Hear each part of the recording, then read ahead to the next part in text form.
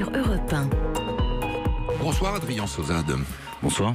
Vous êtes membre d'une association qui s'appelle le Cercle du Coin et vous êtes un spécialiste de cette monnaie qu'on appelle le Bitcoin, qui pèse chaque jour un peu plus lourd dans l'économie mondiale et qui fait en ce moment l'objet d'une spéculation absolument hallucinante, puisqu'on apprend que la valeur du Bitcoin a été multipliée par 2000 en 5 ans. Sauf que il va falloir que vous fassiez œuvre de pédagogie, parce que je fais le pari que 90% des gens qui nous écoutent ne savent absolument pas de quoi il s'agit.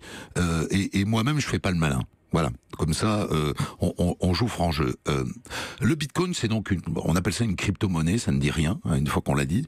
C'est une monnaie de l'Internet, en fait. C'est la monnaie des gens qui vendent et qui achètent sur Internet. Pas que. Pas que. Alors, pour bien comprendre le Bitcoin, déjà, il faut comprendre un petit peu Internet et ce qu'Internet a apporté au monde. Internet, lorsqu'on a mis en place Internet, on a donné cette capacité à tout un chacun de transférer de l'information de façon complètement libre, indépendante des États, et on a offert cet outil au monde entier. Voilà. Cependant, sur Internet, vous avez un problème. Si vous voulez envoyer quelque chose, quand vous envoyez une information, je la possède, vous la possédez. Oui. Tout le monde la possède. Bitcoin apporte quelque chose de nouveau. C'est-à-dire que lorsque j'envoie un Bitcoin, vous avez le Bitcoin et je n'ai plus le Bitcoin. Oui. Donc on a un protocole, comme le protocole Internet, qui, au lieu de vous permettre de transférer une information, qui est là diffusée, là on va vous permettre de transférer quelque chose, un actif, qu'on va appeler une monnaie, qu'on va appeler un actif, qu'on va avoir du mal à catégoriser puisque c'est quelque chose de vraiment nouveau. Et donc on va transférer ça au travers le réseau Internet de façon libre, anonyme et résistante à la censure. Qui se sert de cette monnaie actuellement? Sans doute, est-ce que ça a évolué? C'est une monnaie qui a une dizaine d'années? Alors, la première publication qui a commencé à parler de Bitcoin, à exposer ce que ça pouvait être, a été publiée en août 2008. Et le logiciel a été publié juste après, en janvier 2009, où a été ce qu'on appelle miné, le premier bloc, c'est-à-dire lancé les premiers échanges et le début de cette création d'unité. Alors, qui paye avec cette monnaie aujourd'hui? Alors aujourd'hui, beaucoup de monde. Bitcoin a mis du temps à se lancer. Au début, c'est un peu comme un réseau. Hein. Au début, vous avez comme la duplication de bactéries. On parle de viralité dans les réseaux, c'est pas pour rien. Lorsque vous lancez une monnaie, au début, vous avez quelques personnes qui l'utilisent. Et puis, petit à petit, ces personnes en parlent à d'autres personnes, qui en parlent à d'autres personnes. Et de la même façon que vous pouvez avoir de la viralité d'informations sur Internet, il y a eu de plus en plus de gens qui ont compris à quoi servait cet outil et qui ont commencé à s'y intéresser et à développer des services autour. Alors, aujourd'hui, en masse, qui s'en sert le plus? Est-ce que ce sont des gens qui achètent des choses sur Internet ou est-ce que ce sont des gens qui s'échangent de l'argent? Les deux. En fait, au départ, Bitcoin valait rien. Au départ, on s'échangeait des unités. Au départ, on était sur un protocole sur lequel on s'échangeait des choses, on regardait la pérennité de ce protocole. Ouais. D'accord. Ces unités étant limitées, petit à petit, on leur a donné un cours. Hein. Oui. En 2011, il y a un Américain qui n'avait pas de quoi se payer une pizza qui a proposé pour 10 000 bitcoins de récupérer 2 pizzas. Et un Anglais, avec sa carte bleue, a envoyé 2 pizzas à cet Américain qui a récupéré 10 000 bitcoins. Oui. Alors à l'époque, ça valait rien, il n'y avait pas de cours, il n'y avait pas de valuation de cet actif. Aujourd'hui, ça vaut 100 millions d'euros. Voilà. 10 millions d'euros, des millions de bitcoins.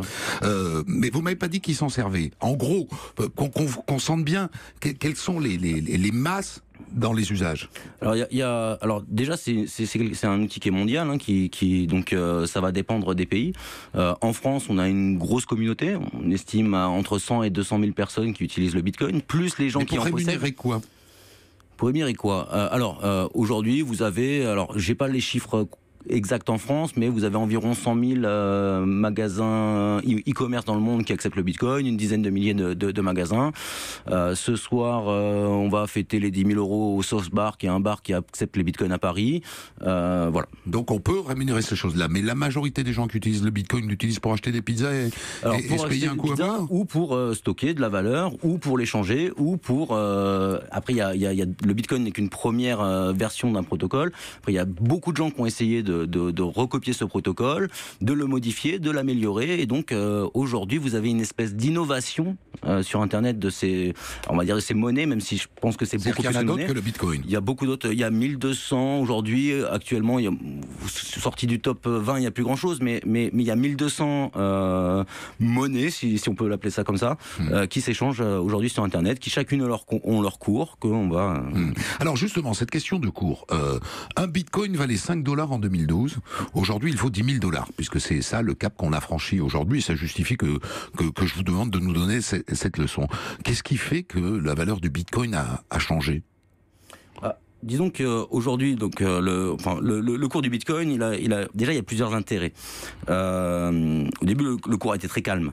Par la suite, il y a eu un premier événement, qui est notoire dans l'histoire de Bitcoin, c'est l'interdiction, enfin la coupure, pardon, des comptes en banque de WikiLeaks et des comptes PayPal de WikiLeaks par le gouvernement américain. Oui. Donc WikiLeaks n'avait plus accès à aucune source de financement. WikiLeaks a commencé à accepter le Bitcoin. Oui. D'accord. WikiLeaks, c'est cet organisme qui diffuse des données volées, pour dire les choses telles qu'elles sont, massivement au gouvernement américain ou à des grandes agences américaines, et qui les met à disposition de ces journalistes. On peut parler de vol de données à partir du moment où on va chercher des données. Enfin bref, c'est un autre débat. J'explique juste. Voilà. Mais voilà, donc il y a eu ce premier événement qui a donné un peu une compréhension de pourquoi c'était intéressant d'avoir un actif qui n'était pas dépendant des États et qui était résistant à la censure. De la même façon que c'est vraiment la problématique et la thématique première, c'est la résistance à la censure. Voilà, donc c'est comme ça que ça lance. Mais comment ça explique que ça valait 5 et que ça vaut 10 000 ? Après, il y a eu plusieurs services qui se sont mis en place. Donc il y a eu des plateformes. Alors au début, les plateformes n'avaient pas toutes le même coût. On pouvait faire de l'arbitrage. Ensuite, il y a eu pas mal d'API. On a pu faire des robots de trading. Toutes sortes de choses que nous ne comprenons rien. Voilà, je comprends rien ce que vous racontez là. Tous les outils qui existent dans la finance ont été appliqués au Bitcoin. Ça spécule, quoi. Et permettent aussi d'avoir un contre-pouvoir contre la finance quelque part. Est-il vrai que la mafia utilise massivement le Bitcoin ? Les trafiquants de drogue utilisent massivement le Bitcoin ? Non, je pense qu'ils utilisent principalement l'euro et le dollar. Vous pensez ça ? Oui. Donc c'est pas le Bitcoin. Est-ce qu'il y aurait un moyen, est-ce que quelqu'un contrôle le Bitcoin ?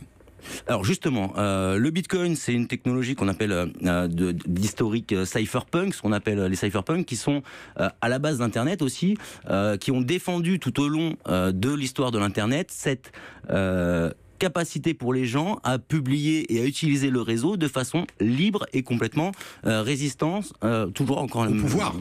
Voilà. Donc il n'y a personne qui dirige cette machine, elle fonctionne un peu toute seule. Alors elle fonctionne par la communauté de ses utilisateurs qui mettent en commun des ressources matérielles pour pouvoir le faire fonctionner. Ça veut dire que si on veut l'interdire et le fermer, si jamais on s'apercevait que contrairement à ce que vous me dites, parce que quand même j'ai lu plein de choses qui disent que la mafia utilise massivement cette monnaie, si on voulait la supprimer, l'interdire, la bloquer, on peut pas.